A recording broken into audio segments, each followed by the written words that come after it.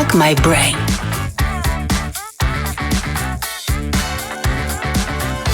É hora de dar um boom na sua mente. Está começando um baita episódio da F My Brain. Por aqui a gente trata de todos os assuntos que bugam a nossa mente, que tiram o nosso sono e que, no fim das contas, afetam a nossa saúde mental. E atenção pro tema de hoje. O nosso tema é: o luto não tem prazo de validade. Fuck My Brain. E para falar desse tema, nós trouxemos uma pessoa que, assim, é uma sumidade nesse assunto. Por favor, fica com a gente. A Maria Helena Pereira Franco é psicóloga, mestre, doutora em psicologia clínica, com pós-doutorado na Universidade de Londres e University College of London. É fundadora, coordenadora do Laboratório de Estudos e Intervenções sobre o Luto, diretora científica da Associação Brasileira Multiprofissional sobre o Luto, a ABM Luto, e membro da Academia Nacional de Cuidados Paliativos, que, aliás, esse é outro tema, hein, Maria Helena? Já vou avisando. Autora de livros e outras publicações sobre luto, cuidados paliativos, emergências e desastres e temas correlatos. É uma pessoa espetacular. Para quem está vendo no YouTube, consegue ver algumas das publicações aqui da Maria Helena, e ela participou de tantos outros livros. Maria Helena, que honra ter você aqui com a gente. Muito obrigada, estou muito feliz de estar aqui com vocês e a abertura que vocês deram para este tema que me é tão caro e que eu acho bom que a gente possa falar sobre ele. Ai, que alegria. Muito bem, gente, vamos falar de luto, não precisa ser um momento triste. Vem com a gente, tá? Vamos falar sobre isso, vamos entender sobre isso, mas quem está aqui além da Maria Helena? Eu, Marina Machado e Natália Mestre à minha frente. Eu sou a Marina Machado, eu sou especialista em comunicação, liderança e animação das pessoas, manter o espírito lá em cima, é isso, gente, eu sou muito especialista nessa área. Natália Mestre, que também mantém os espíritos lá em cima, é especialista em branding e estratégia para marcas e pessoas. Oi, Nath. Oi, para todo mundo que nos ouve, nos assiste. Oi, Maria Helena, seja muito bem-vinda. Que prazer. Obrigada. Ai, eu já tô aqui com o coraçãozinho assim, acho que hoje vai ser um daqueles episódios que vai faltar o lencinho. Eu pensei isso agora, a gente nem pôs o lencinho. A gente não pôs o lencinho aqui. A gente traz depois, tá? Ai, vamos lá, vamos com tudo. Me sinto preparada para esse episódio. Muito bem. Agora, você está preparado? Você já nos segue nas nossas redes? Você já se cadastrou? Você já se inscreveu? Já acionou o sininho? Muitas funções. Pega o dedo, ó, clica. Inscreva-se aqui no canal, compartilhe. E, por favor, gente, vamos comentar. Porque esse tema, olha quanta coisa a gente vai poder falar sobre isso. Lembrando as nossas redes no YouTube, @canal FMyBrain, no Spotify, @FMyBrain. Lembrando que nós estamos no Deezer e na Amazon Music, dá para ouvir em qualquer lugar, estamos em todos os lugares. E também no Instagram, @FMy.brain. Você já é membro do nosso clube de assinatura? Vou até para a câmera fechada. Você conhece o nosso clube de assinatura no YouTube? Rapidamente, R$ 4,89 por mês para você ajudar o nosso projeto, ajudar o nosso trabalho, e você vai ter contrapartidas muito legais, porque você vai saber de antemão que a Maria Helena vinha, que a gente ia falar sobre luto, podia ter mandado uma pergunta pra gente. E aí quem mandou pergunta vai ter a resposta lá exclusiva no nosso clube. E que mais, Nath? Aham, sempre ela, essa maravilhosa caneca que vocês ficam todo dia escrevendo o quê? Eu quero uma caneca, como é que eu faço para ter essa caneca? Gente, vira membro e, ó, cruza os dedos para ser sorteado. Maravilhoso, muito bem, feita a propaganda, Exato. Vamos lá. Então agora eu vou ficar no tom sério da conversa, que merece, porque eu fui fazer um levantamento e achei um dado no World Meters, que dá conta de que por dia morrem 120 mil pessoas no mundo. O fato da gente ter acordado hoje, da gente estar aqui juntos, significa que nós não somos uma das 120 mil pessoas que morreram. Isso é uma glória, e a gente nem faz, não bate palma e sai alegre, acordei, não morri de madrugada. Olha que maravilhoso. Isso é uma consciência que é super importante. Isso falando por dia. No mundo, 120 mil pessoas. Se você pegar por ano, só de crianças, que é a parte que mais me dói, são 4,9, quase 5 milhões de crianças por ano que morrem. E a gente E quantas pessoas envolvidas nesses relacionamentos sofrem por essa perda? Então, 120 mil morrem por dia. Quantas mil estão sofrendo por essas mortes, né? O luto é um momento muito difícil na nossa vida. E a gente está falando do luto ligado à morte, mas o luto também é vivido em outras circunstâncias. Quando a gente, às vezes, tem uma separação na família, quando a gente deixa um relacionamento, quando a gente perde um emprego, né? A gente pode viver tipos de lutos diferentes. E agora, Maria Helena vai explicar isso pra gente. Maria Helena, o luto, ele é particular, ele é uma coisa, né, para dizer que ele é muito individual, e ele pode vir em diversas situações, correto? Pode, você trouxe as situações mais frequentes, e eu estava ouvindo você e lembrei também, luto do adoecimento. Quando você adoece, acontece uma coisa importante ali. De repente você se depara com a consciência assim, eu não sou mais a mesma pessoa, né? Eu não tenho a energia ou a disposição para fazer o que eu fazia. Agora o tempo já não é mais meu. O tempo fica dedicado a tratamento, cirurgia, medicação, não é? As finanças da família são afetadas quando alguém adoece. Então, é um luto também e que afeta todo mundo. Vai abrindo aqui o círculo e vai entrando gente, não é? Tem várias situações. Inicialmente, só se estudava luto por morte.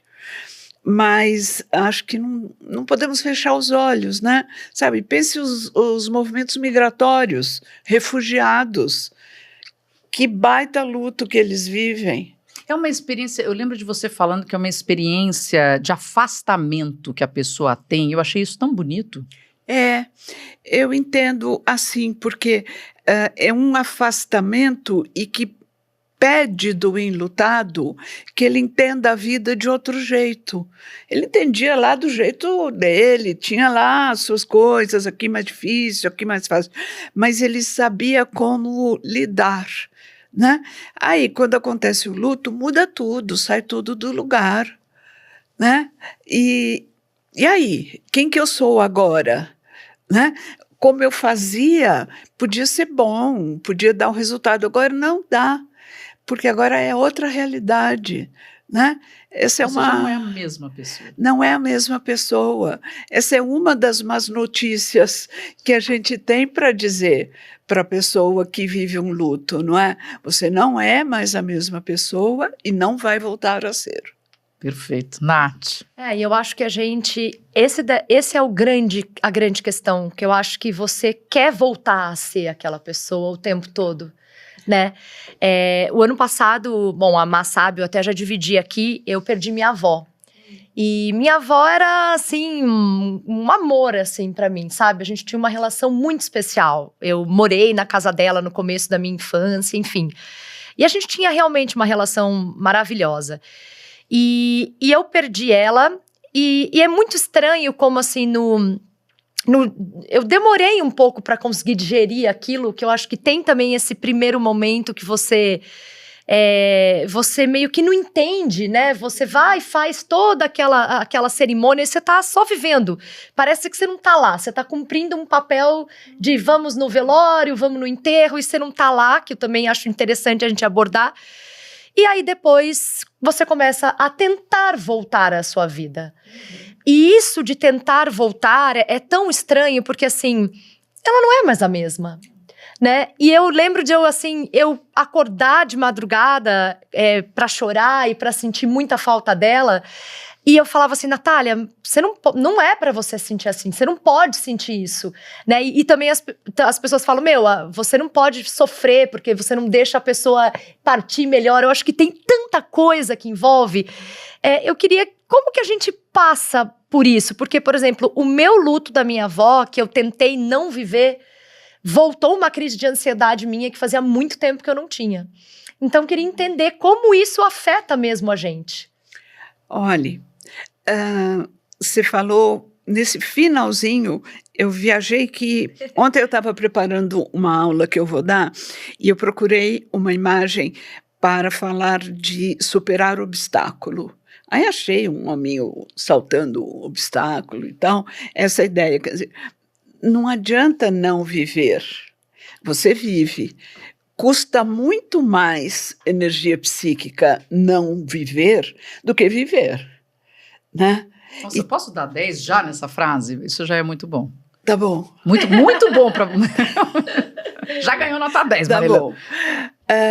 E aí o seguinte, a gente precisa viver, sim, porque por anos da sua vida você aprendeu a viver com a sua avó. Como é que se desaprende? Né? Porque o jeito que você tinha, que você aprendeu, era ótimo na relação com ela. Podia ter uns perrengues de vez em quando, que todo mundo tem, né? Mas tá bom, era assim que era. Agora tem um novo jeito de ser, contra a sua vontade. Mesmo quando a gente escolhe, é meio difícil fazer a transição, né? Sim. Mas é contra a sua vontade. Aí leva tempo. Você precisa falar para o seu cérebro que mudou. E ele vai testar a sua vida para ver que mudou mesmo. Porque o seu natural é fazer o que você sabe. Né? E aí o que você sabe não funciona. Eu estava conversando com a minha irmã e a gente troca muito sobre isso. Eu falei assim, é como se uma parte da minha vida tivesse realmente perdido a graça. É como se o mundo tivesse ficado menos legal, sabe? E vai ficar. É uma coisa que você traz outras coisas, você traz outros recursos, né? Eu acho que é isso. Você mostra pro seu cérebro que existem, né? Faz parte, é uma evolução, existem coisas, mas você volta, então você espera aquela ligação, você espera aquela mensagem. Eu ainda não posso ainda passar na frente da casa dela. Eu não me atrevo a ver ainda um vídeo ou uma foto, porque eu sei que eu ainda não consigo lidar. Então você tá o tempo todo querendo voltar àquilo que você conhece, né? É muito difícil. Eu fico pensando nos tipos de luto, porque, por exemplo, quando você tem uma pessoa enferma na família, e no caso de pessoas idosas, isso às vezes anos, né, com doenças que são progressivas e tudo mais, que chega ao ponto de você falar, pelo amor de Deus, vai embora, porque você não aguenta mais ver a pessoa sofrendo. Eu entendo que isso é um tipo de luto. Mas existe outro tipo de luto que é o tomar um susto. Bateu o carro, infartou, morreu e aquela coisa. Para tocar nesse assunto, eu queria chamar um livro, aqui mostrando para quem vê no YouTube e falando para quem só nos ouve. O livro chama Plano B, Como Encarar Adversidades, Desenvolver Resiliência e Encontrar Felicidade, da Sheryl Sandberg e do Adam Grant. Essa Sheryl, ela, na verdade, ela perdeu o marido correndo na esteira, e eles tinham 2 ou 3 filhos, se eu não me engano. Tava tudo ótimo, maravilhoso, ele morreu, não infartou, na esteira, né? E ela é a sub do Mark Zuckerberg no Facebook, ou Meta, agora. E aí ela narra nesse livro, mas é de uma beleza. Bom, eu chorei junto, porque eu também sou casado, também tenho 2 filhos, aquela coisa. Como foi descobrir, como é que foram os primeiros momentos, como é que ela caminhou, e aquele 1 ano depois, como é que ela estava, e o voltar a se relacionar com outro ser humano, e como foi o apoio da família e dos amigos, o que funcionava para ela, o que não funcionava. Então, eu acho esse livro muito delicado, muito simpático. Mas por que eu trouxe isso?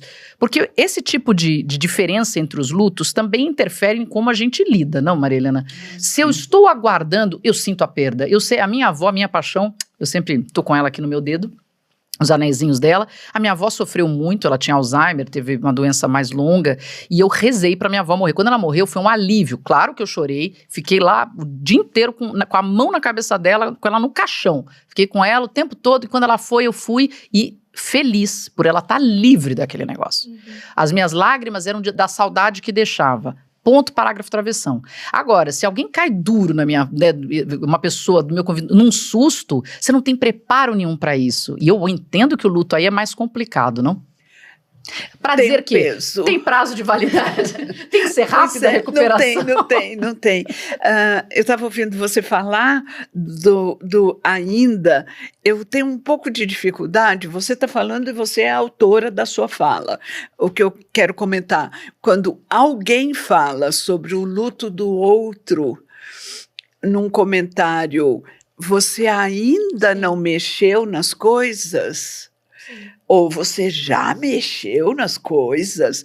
Gente, isso é tão cruel, porque cada luto é um luto, cada um vive do seu jeito, muito bem. E que tem alguém de fora que vem dar opinião no luto da pessoa? Sim. Isso eu acho muito cruel, muito difícil. Tem uma coisa que eu falo com os pacientes que eu atendo no consultório, que eu falo assim, eu recomendo que usem um filtro, igual filtro de café. Não vou falar a marca, né? Igual filtro de café. E para filtrar pelo seguinte, alguém que fale alguma coisa está fazendo um gesto amoroso, mas pode errar na hora de falar, né? Eu quero falar alguma coisa para você ficar bem, para você não sofrer, então eu quero te dar o meu amor, o meu carinho, e aí falo uma coisa assim, você já está saindo com alguém, né? Pronto, então o filtro é para você não se blindar, blindado não passa nada. Com o filtro passa o gesto amoroso que você precisa ter quando você está vivendo um luto. Você precisa receber esse carinho e deixa de fora as opiniões, sugestões, críticas e etc. Né? Eu queria entender dessa diferença, Maria Helena, desses dois tipos de luto, daquele traumático, que a gente não tem não tinha ideia de que podia acontecer, não esperava aquilo, e daquele que a gente se prepara. Se tem, de fato, essa diferença? Eu entendo que sim, porque enquanto a pessoa está num processo de adoecimento, querendo ou não, você pensa numa vida sem aquela pessoa. Você pensa como será, o que vai ser feito, né? Mesmo que você fale, ai, não quero pensar nisso, mas você pensa. E não é que esse pensamento te aquiete, mas ele coloca você na possibilidade. Dá um certo comandozinho que a gente gosta de ter, né? Agora, o repentino deixa você sem comando. Aconteceu, pronto. O que você vai fazer? Tem que fazer o que tem que fazer, né? Então, nesse sentido, é um fator importante que a gente considera, né? As circunstâncias da morte. Agora, ao longo da doença, você tem uns aspectos que podem ser agravantes, que fazem parte próprio da condição humana, que é a ambivalência. Ao mesmo tempo que você fala, puxa vida, ela está sofrendo tanto, por que está demorando? Podia ser abreviado, alguma coisa assim. E você fala, como? Eu estou querendo isto para esta pessoa que eu amo? Ai, meu Deus, não posso. Né? Então, ambivalência todo mundo tem nas relações com todo mundo. Né? Mas aí, nesse luto que acompanha uma doença, ressalta. Né? E aí, como é que você vai juntar pontas ali do seu processo no depois da morte? Porque teve um momento que você falou, puxa vida, né? Por que a pessoa está vivendo com tal sofrimento? Podia não viver, né? Eu sou a mesma que pediu que não vivesse e agora eu estou lamentando. O ser humano é bacana. Difícil, somos difíceis, né? Maria Helena, eu queria entender assim, por exemplo, né, quando você está passando então por esse luto, como que uma terapia pode atuar, né? Porque eu imagino que a gente lide com vários fatores, né? Que eu acho que um deles deve ser a solidão. Eu acho que existe até o físico, assim, eu acho que dependendo da perda, te dói fisicamente, né? Parece que um pedaço seu também foi. Então, essa questão da solidão, de você tentar reinventar a vida, da saudade, como é que a gente consegue trabalhar isso numa terapia para tentar realmente viver isso, não tentar pular essa etapa, né? Não pular mesmo e viver. Olha, você falou solidão, são tantos os fatores, mas eu acho que o que vale mesmo é a escuta que você dá para aquela pessoa. Sabe, como se você perguntasse, me fala onde dói, né? E o onde dói de alguém é na solidão. Esta pessoa pode não ser só ou solitária, só agora. Sim. Pode ser uma pessoa com dificuldade mesmo de se vincular, manter, né? pode ser no significado que aquela morte tem para aquela pessoa. Ah, foi porque, e nesse porquê vem aí um monte de coisa, né? Ah, e a vida desregrada que tinha, né? Só podia dar nisso. Enfim, o cuidado que é oferecido no entorno da morte, né? Ali nos últimos momentos, nos rituais que são importantes. Então, você tem, vai se tecendo a experiência de luto daquela pessoa, cada fiozinho é de uma cor, né? Para fazer aquele tecido que é de cada um. Então, eu acho que a gente começa a conversar fazendo essa pergunta, me fala onde dói, o que dói, né? E o que aquela pessoa escolher para falar é o que está valendo, né? Eu fico meio preocupada e isso eu falo, porque eu também sou supervisora de psicólogos em formação para serem terapeutas de luto, né? É uma coisa que eu também preciso passar para eles. Eu fico preocupada com botar um gabarito, sabe? Sim. Aquele negócio? Bota o gabarito ali, aqui tem um fator, etc. Então, esta pessoa é X, e eu vou adotar a medida Y, sabe? Eu tenho muito medo disso. É interessante porque se tem um lugar para contar piada é velório. As pessoas lidam de formas muito diferentes, sim, né? Para lidar com aquilo ali chorando, para lidar aquilo em silêncio e às vezes contando as cenas mais engraçadas vividas por aquele ser humano que possivelmente era uma pessoa muito divertida também, enfim. E as culturas em torno do luto, do velório em si, da despedida, são muito diferentes nas culturas diferentes. E eu tive a oportunidade de ler um livro, não se choquem, ele chama Confissões do Crematório. É um livro espetacular, Confissões do Crematório, que conta, além de falar das culturas diversas, mas assim, exatamente o que acontece com o cuidado com os corpos e por que hoje a gente tem tanta aversão a isso. Tem uma fala dela que eu acho ótima, ela diz assim: aceitar a morte não quer dizer que você não vai ficar arrasado quando alguém que você ama morre. Quer dizer que você vai ser capaz de se concentrar na sua dor sem o peso de questões existenciais maiores, como por que as pessoas morrem e por que isso está acontecendo comigo. A morte não está acontecendo com você, está acontecendo com todo mundo, que eu achei genial isso. Para dizer que, Marilena, tem essa realização nos adultos, talvez seja mais simples, mas eu tenho 2 filhos. E eu fico muito, assim, curiosa em entender como lidar a morte com crianças. A dúvida, leva para, por exemplo, morreu a mãe do meu marido, minha sogra. Eu tinha minha enteada, ela era muito pequenininha, acho que ela tinha 4 anos, 5 anos, algo assim. Levava para ver? Tem que levar para ver?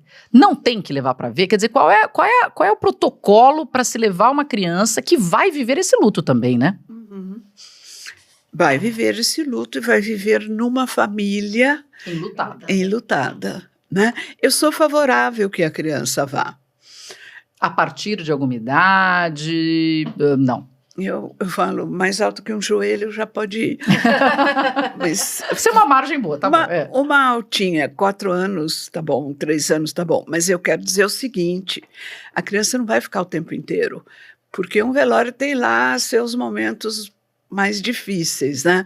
É bom que a criança vá com alguém querido dela, pode ser a Dinda, uma professora, alguém assim, mas ela vai para saber do que se trata. Precisa olhar o corpo? Deixa olhar. Ela não sabe o que é, né? Já ouvi criança que fala assim, nossa, mas ele está com frio, precisa pôr um cobertor. E aí você fala assim, que quando morre não sente frio. 5. Quando morre não sente frio. Você explicou uma realidade, você não fez cara de nada para falar isso. Você só disse para a criança, não precisa cobertor para ele, porque quando morre não sente frio. É uma informação que você está dando. A criança fala, então tá, quando morre não sente frio.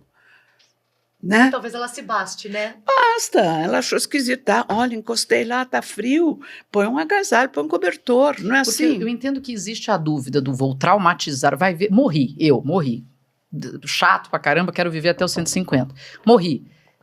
Ver mamãe falecida pode ser uma coisa traumática, ou ao longo da vida, porque essa é uma dúvida, né? É melhor ter essa despedida, é melhor ter essa realização do que mamãe virou uma estrelinha. Olha, não ir não protege a criança de ficar traumatizada. Ir não provoca, né? Então, quando eu falo assim, fica um pouco para entender. As pessoas estão chorando. Sim, elas estão chorando porque estão tristes. Você também pode chorar se você ficar triste, ficar lembrando da pessoa, pode chorar. É o que a gente faz. Né? Então, você dá caminhos para a pessoa, para a criança, viver aquele luto dela. Né? Não tem que fazer que tá tudo bem, não tem que fazer de conta que nada aconteceu. Não, sei lá, quer falar que virou estrelinha? Fala, porque, enfim, acho que virou um padrão, né? Mas antes de virar estrelinha, a pessoa precisa morrer. E é essa palavra, é o nome da coisa. É importante a criança saber a palavra, para poder usar, né? Sabe? Aí está todo mundo reunido, velório, tem vela, algum tem vela, outro não tem, não sei a diferença, mas enfim. Porque as pessoas vão velar, vão ficar juntinho, elas gostam de ficar juntinho. Né? Vai lá, fica um pouco, 15 minutos, etc., e sai. Não precisa ficar nas horas críticas. Passaria essa informação adiante, gente. Se eu morrer, já sabem o que fazer. E eu falo muito na minha família, minha mãe, a gente tem essa coisa, o que fazer comigo? E vamos falar isso abertamente, não quero dúvida, não quero dar trabalho, entendeu, gente? Já vamos... Eu, se de repente começo a ficar muito idosa, começo a dar trabalho, já passo tudo pro nome das crianças, que eu não quero nem dar dor de cabeça depois, porque é uma realidade. Todos vamos. Agora, como que a gente vai? Vamos deixar mais orientado. A gente não gosta muito de falar disso, né? E não é gostar, ninguém está achando o máximo isso, mas é entender uma realidade, né? Como ela bem falou aqui, a morte não está acontecendo com você, ela está acontecendo com todo mundo. É a coisa mais... É um fato de todos, né? Vai acontecer. Eu acho que quando a gente fala de criança e aproxima a criança dessa realidade, não é no sentido de banalizar, de ela ter exatamente a dimensão de que é uma coisa tão importante que as pessoas querem ficar juntinho e vão lá se despedir. Mas ele não responde. Quando morre não responde, mas todo mundo gosta de ficar juntinho, né? Sabe, você dá para a criança ferramentas, caminhos para ela viver o luto, e não aquela coisa misteriosa que aí eu acho que abre muito a chance de traumatizar. O trauma, né, impede que a gente fale, que a gente vivencie. Que é muito importante, ainda mais numa perda, quando a gente fala de morte mesmo, né? Maria Helena, tem assim algumas... Você usou a palavra ferramentas, que eu achei muito interessante. Existem algumas ferramentas que, de repente, a gente pode trabalhar com o tempo do luto que ajude a gente a passar melhor ou não? Vamos assumir que vai doer e é isso. Vai doer do tamanho de cada um, né? Porque tem toda uma história, todos esses fatores aí que eu falei que fazem o tecido do luto de cada um, né? Uma coisa que é muito importante, quando a gente fala não tem prazo de validade, eu acho legal e pensar na ferramenta como você pede, que é prestar atenção no primeiro ano do luto. Eu não estou dizendo que luto dura um ano. Claro. Mas o primeiro ano do luto apresenta provas de realidade, que são as datas. Né? Primeiro Natal, primeiro aniversário, Natal. Dia dos Pais. Então, agora vai ter Dia dos Pais, né? Para pai que perdeu filho, para filho que perdeu pai, pela primeira vez agora, não vai ser legal. Né? Então, ao longo do primeiro ano, a gente vive essas datas, e a gente é marcado com esse negócio de data, né? A gente vive essas datas, e é importante que isso aconteça para a gente pensar como era, como é que eu quero fazer agora, né? Eu ouço muito um enlutado falando assim, eu queria dormir no sábado e acordar na segunda-feira, né? Tá bom, você pode até fazer isso, mas o dia tá lá. É o dia dos namorados sem namorado. Exatamente. É dia dos namorados sem namorado. Quem ficou viúvo não vai gostar do dia dos namorados, não vai gostar do dia do aniversário de casamento, do dia que começou a namorar, enfim. Então, eu acho muito legal a gente validar que essas datas, elas em si podem ser terapêuticas. Muito Sabe? interessante. Vamos falar delas. Quer lembrar como foi o ano passado? O que você quer fazer este ano? E tem uma outra data que me chama a atenção, porque a primeira vez que eu li sobre isso, eu falei, os caras piraram, que é a reação de aniversário.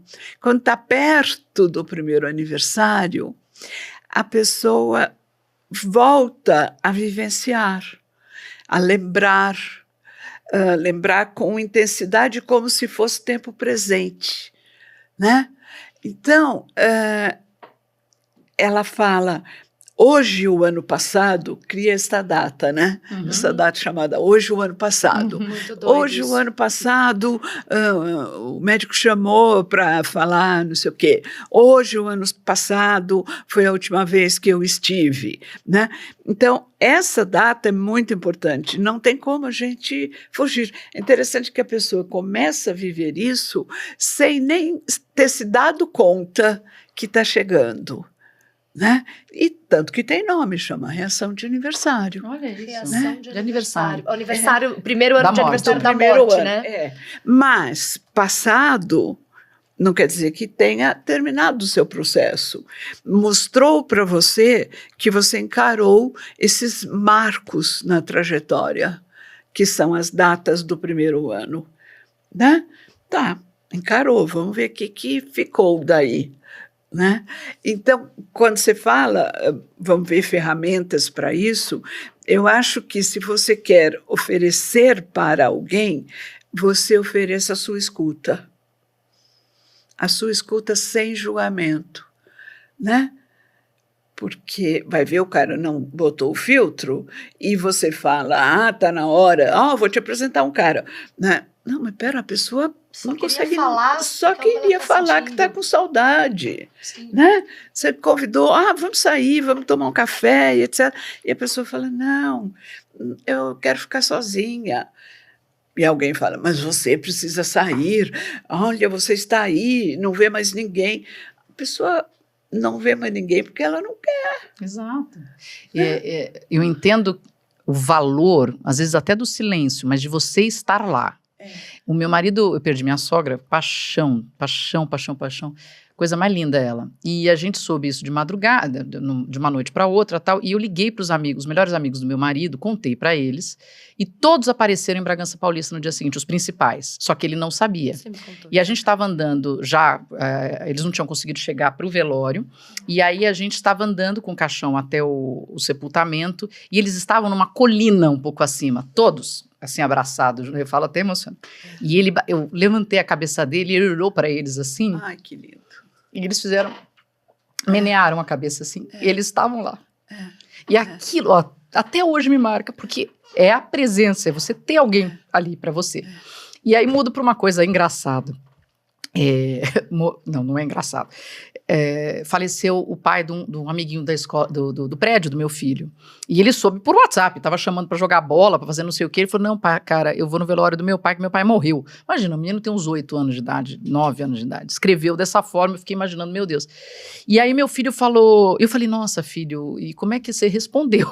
Porque o meu filho de 13 anos não tem orientação para responder uma frase dessa, meu pai morreu.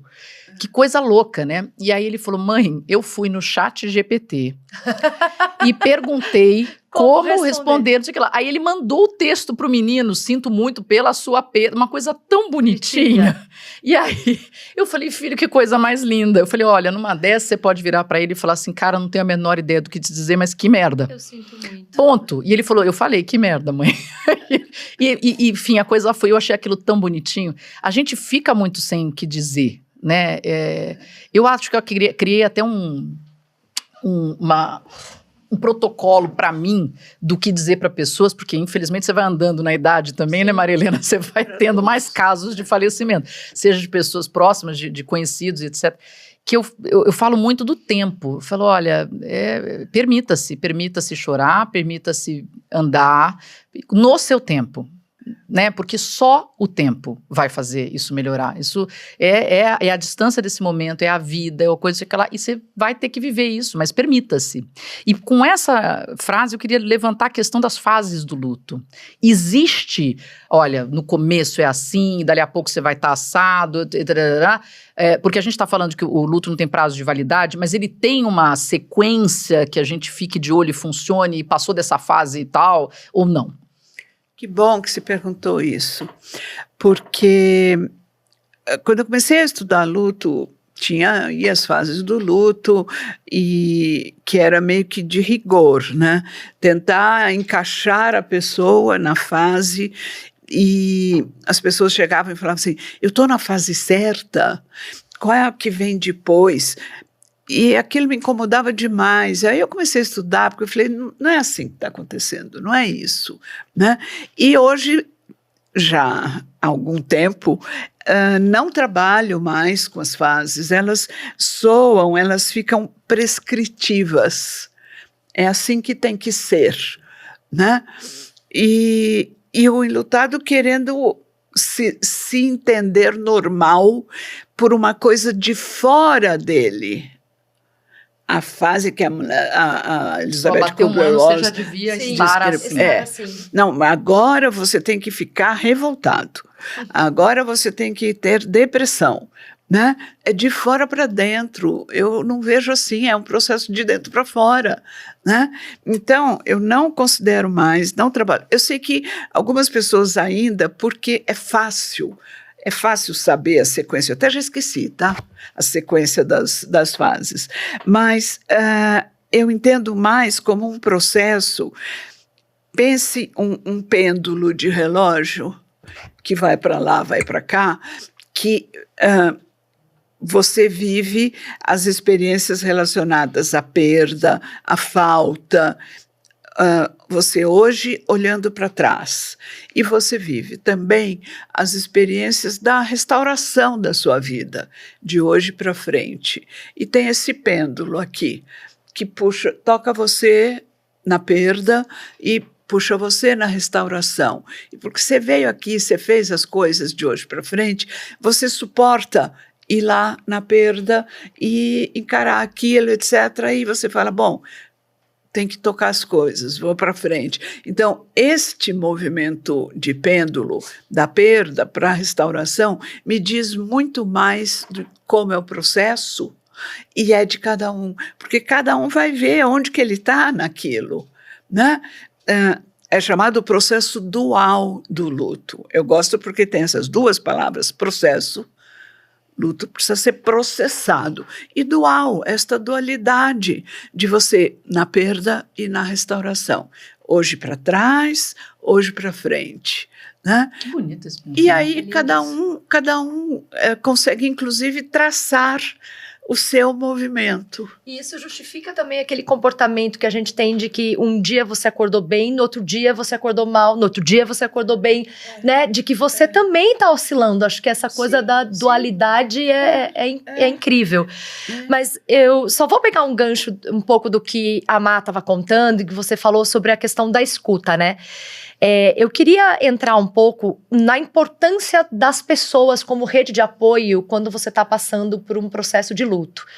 Porque eu acho que a gente realmente, assim, eu tenho uma teoria, e aí é da minha cabeça, posso estar errada, de que o ser humano, ele suporta muito pouco a tristeza. Eu tenho essa teoria dentro de mim.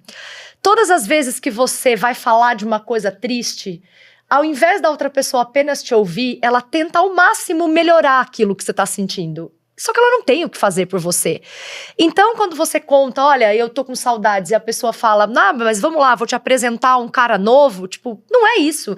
Eu não tô buscando uma solução com você, eu só quero que você me ouça. Então, eu queria que a gente pudesse falar um pouco, assim, de como essa rede das pessoas também pode ser essencial para você passar melhor.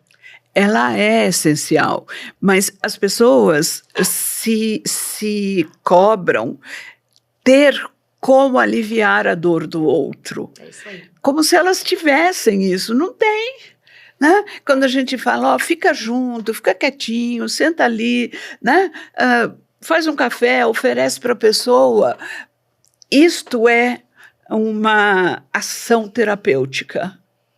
A pessoa acha que a ação terapêutica tem que ser mudar aquele estado de coisas, né? Não. É natural que alguém que te queira bem, queira que você não sofra. Vamos partir daí. Sim. A pessoa quer fazer alguma coisa para você não sofrer.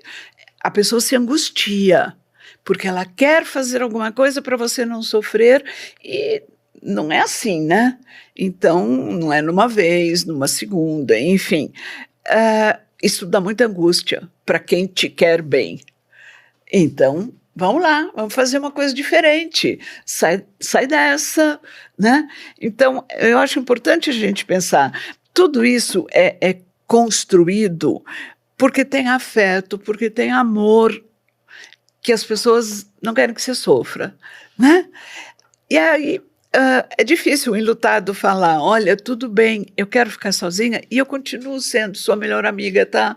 Tá tudo bem. Tá tudo Põe bem. o filtro, né? Põe o filtro que ela Põe falou. o filtro, fala para a pessoa que você está usando filtro, né? Porque é difícil aí a pessoa se ver sem recurso, Para poder te ajudar. né? E é fato, não tem assim. É uma pergunta porque eu lembro de um amigo meu que perdeu o pai, e depois de um tempo a gente estava conversando e ele falou assim, nossa, Natália, para mim o mais difícil foi que as pessoas pararam de me chamar para fazer as coisas com o passar do tempo.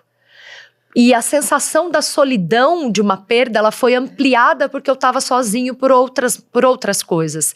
Então, assim, ele quis dizer assim, olha, enquanto eu estava feliz, eu era uma pessoa legal para ser chamada para ir para festa, para ser chamada para ir para os lugares. Agora que eu estou triste, eu não... Mas que amigos são esses? Então, eu acho que você, né, diz que você, nessas horas, você descobre os seus amigos. Mas eu acredito que não seja raro isso, essa sensação de que as pessoas, elas param de te chamar. Por isso, eu acho que talvez é por uma ausência de conseguir fazer alguma coisa por você e ela não sabe lidar. Sabe aquela coisa de assim, que você não sabe muito o que falar, então você não fala nada? Eu acho que a gente entra nesse processo, né? Exatamente. Eu faço alguma coisa, não surte efeito, eu me sinto mal, eu saio de cena. Agora, a gente está falando de que o luto não tem prazo de validade, que cada um vive o luto da sua forma, na sua individualidade, no seu tempo. Os tipos de luto, porque tem coisas que são traumáticas, tem coisas que são mais programadas ou esperadas, vamos dizer assim. Agora, me preocupa, Marilena, quando eu vejo que tem pessoas que fazem disso uma perda irreparável e entram numa coisa enlouquecida. Não é enlouquecida a palavra, mas que você...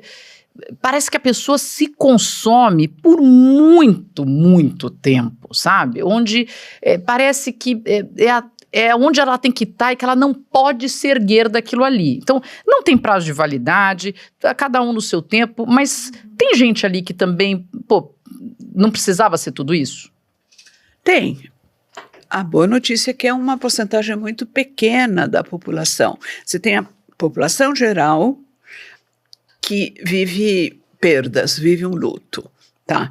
Dentro tem um tanto, 10%, que pode requerer algum cuidado. E um micro de pessoas que apresentam um transtorno. É um transtorno. É um transtorno, tem um nome. Qual que é? É o transtorno de luto prolongado. Ah, olha. Então, este tiquinho aqui, né, ele é sonoro porque é um transtorno.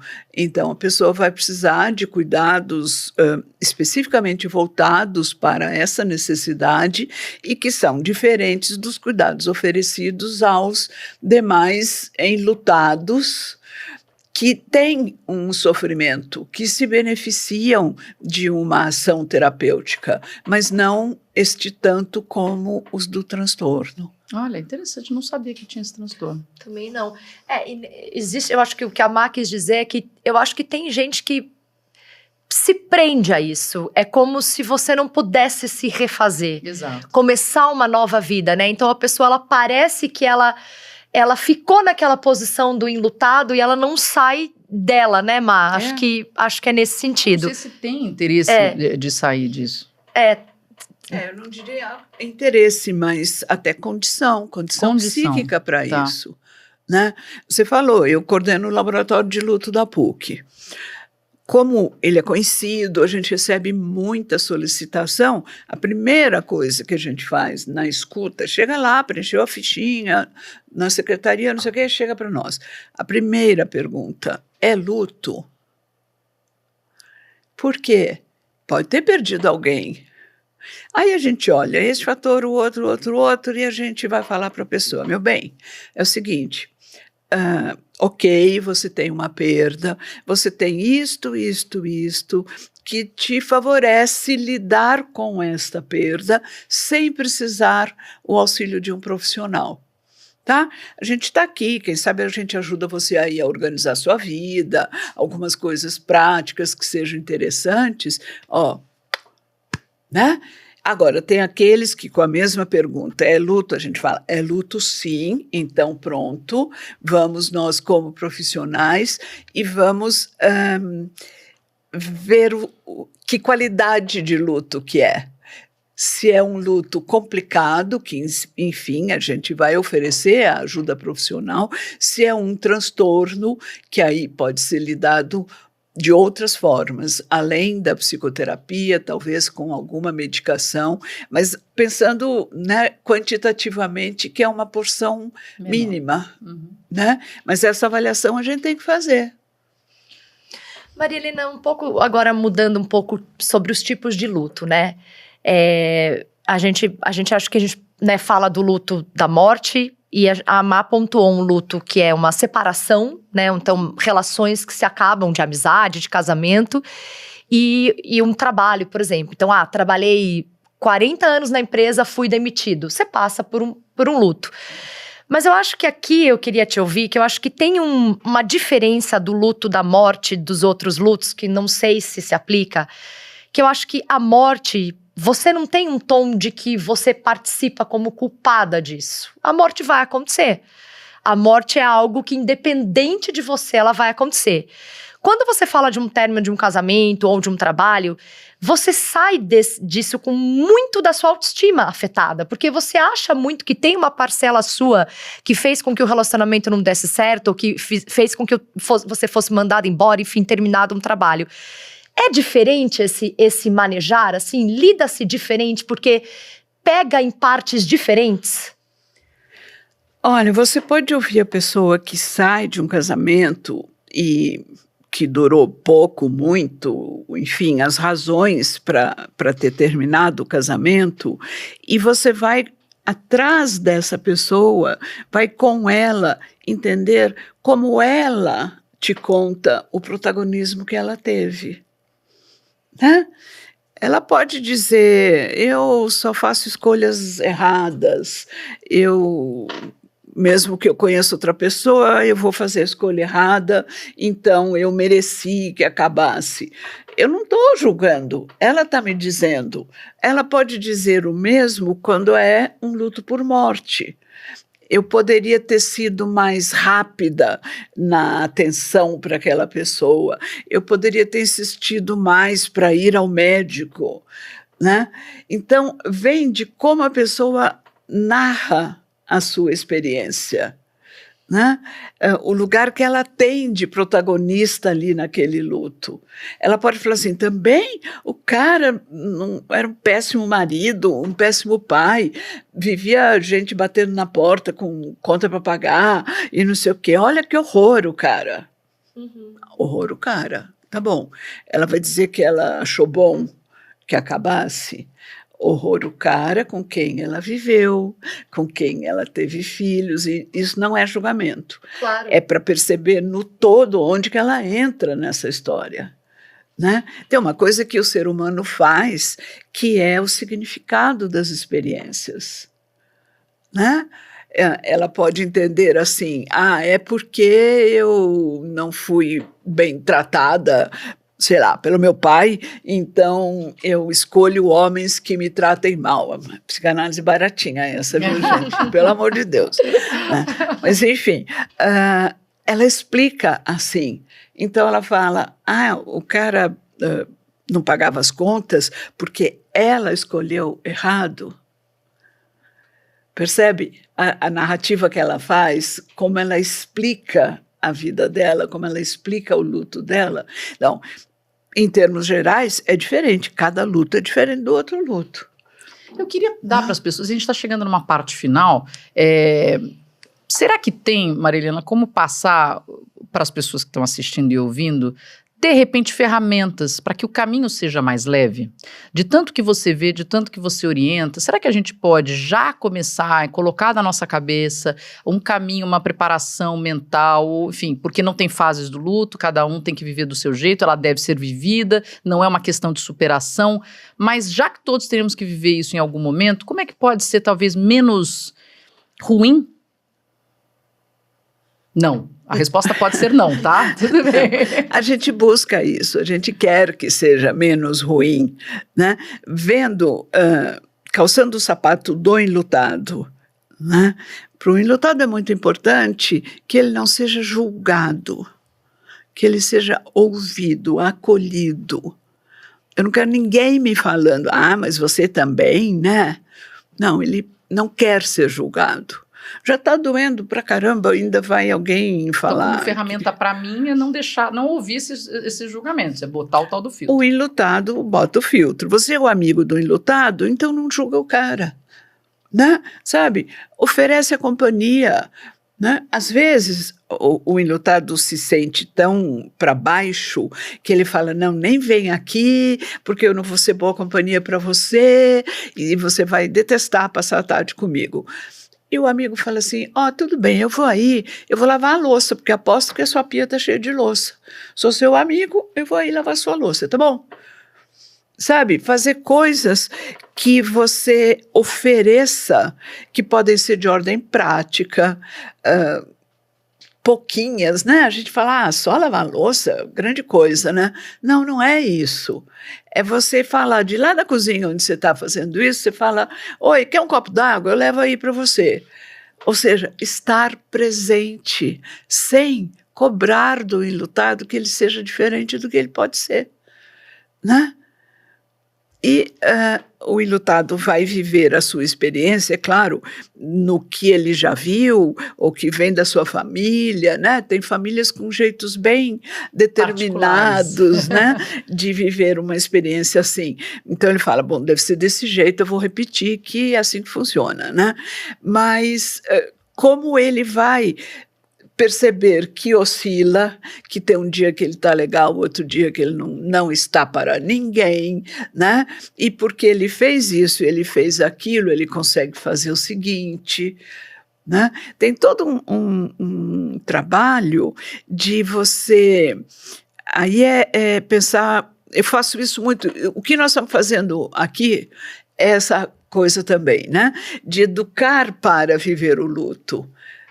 Né? Não é isso, sabe, ter um de pouco falar, mais dessa clareza, né, do que vem pela frente. Sabe, né? Eu vou falar de um caso específico, mas esse caso específico é emblemático de milhões de outros. Claro, sim. Então, você é amigo de alguém que perdeu alguém, tá bom, seja amigo do cara, não julgue, né?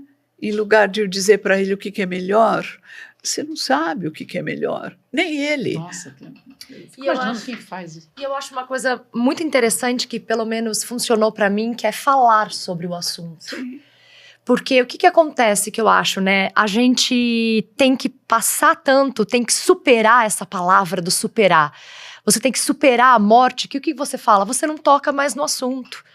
Só que quando você vê, tá vivendo lá você, que nem, né, eu, meu pai e minha irmã, os três sentindo falta da minha avó, os três com aquilo, e nenhum dos três falando.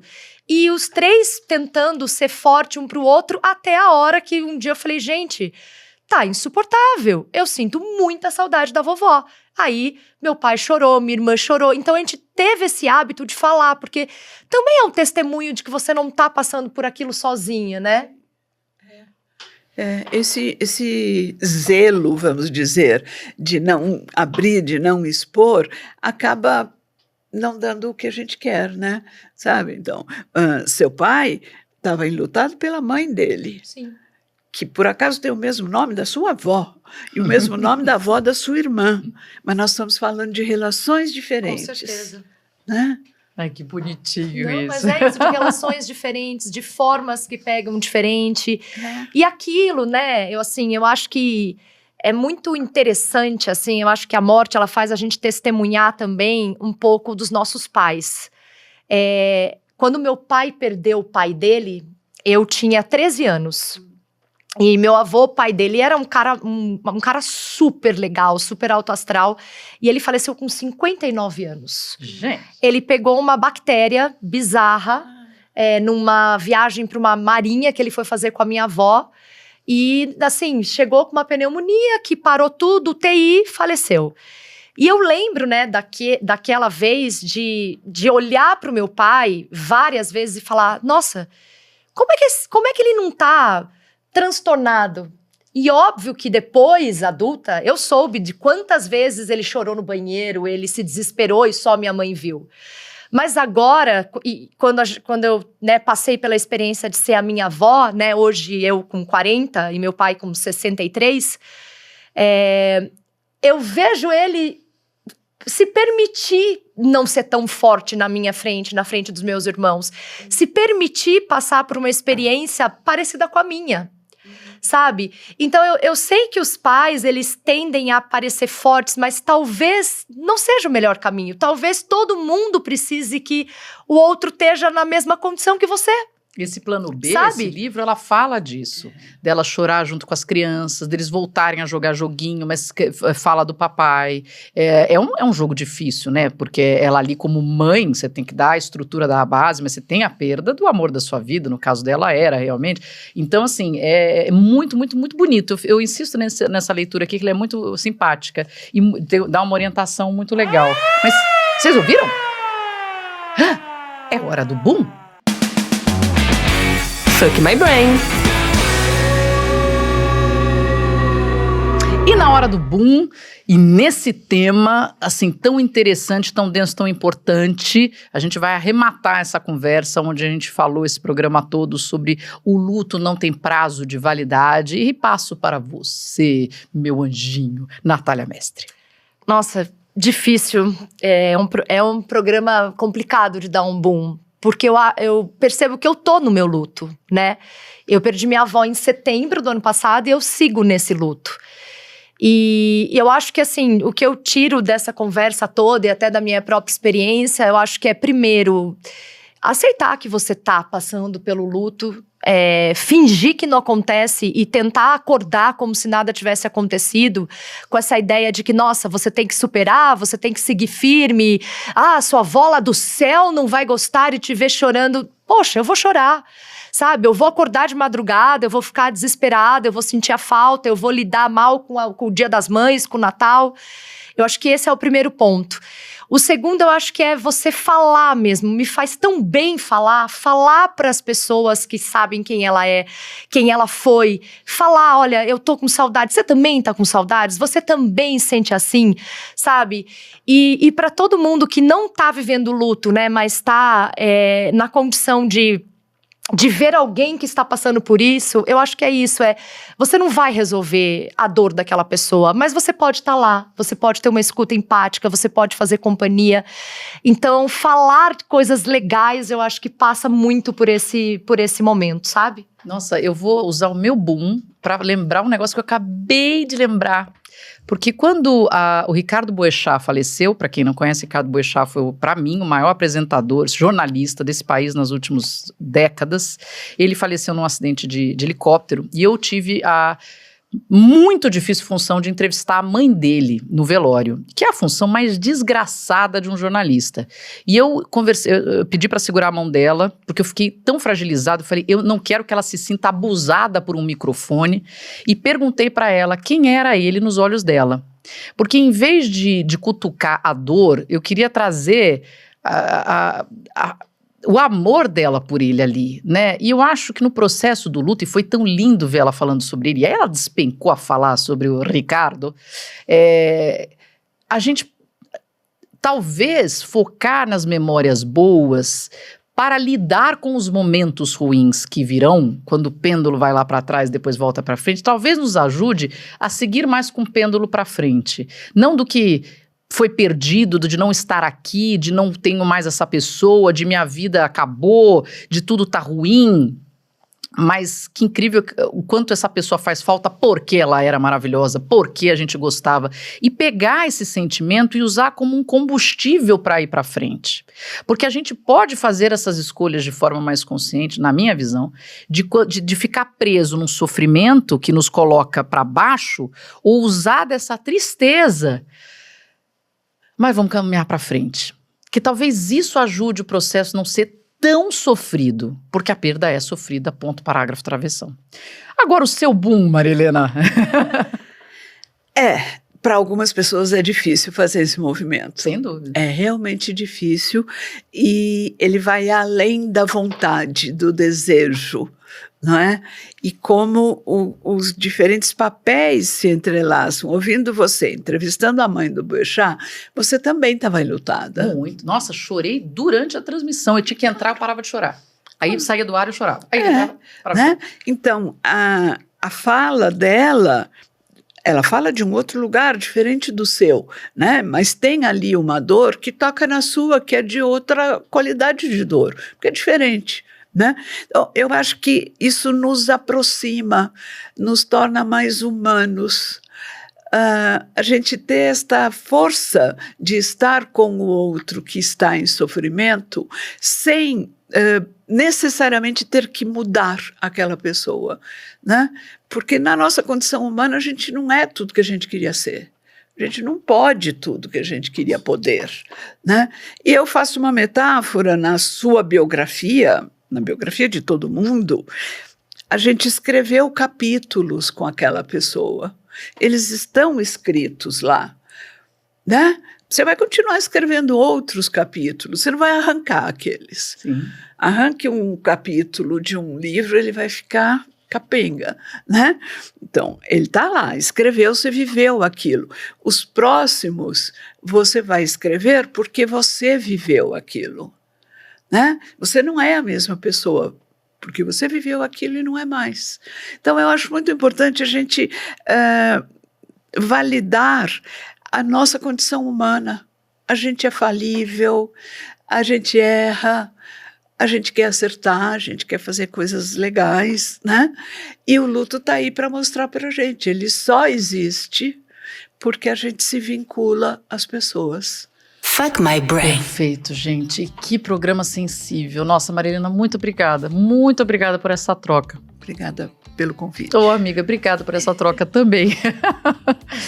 Olha, enquanto todo mundo se recompõe aqui, eu vou dar aquele abraço para você que ficou conosco até o final. E aí, quer trocar com a gente também? Faça os seus comentários, conte um pouquinho da sua história, vamos falar mais sobre isso. E, por favor, compartilhe esse conteúdo. Entendo que todos nós vivemos luto já em algum momento da vida. E como é que a gente está lidando? Essa conversa pode ajudar bastante. Se você não se inscreveu, por favor, ainda se inscreva aqui, já se inscreva. Nós estamos no YouTube, onde você possivelmente assiste, @canal FMyBrain, ou nos ouve no Spotify, @FMyBrain, e nós estamos no Instagram, @FMy.brain. Semana que vem a gente está de volta, às 18 horas na quinta-feira. Até lá e ótima semana a todos. Tchau, tchau.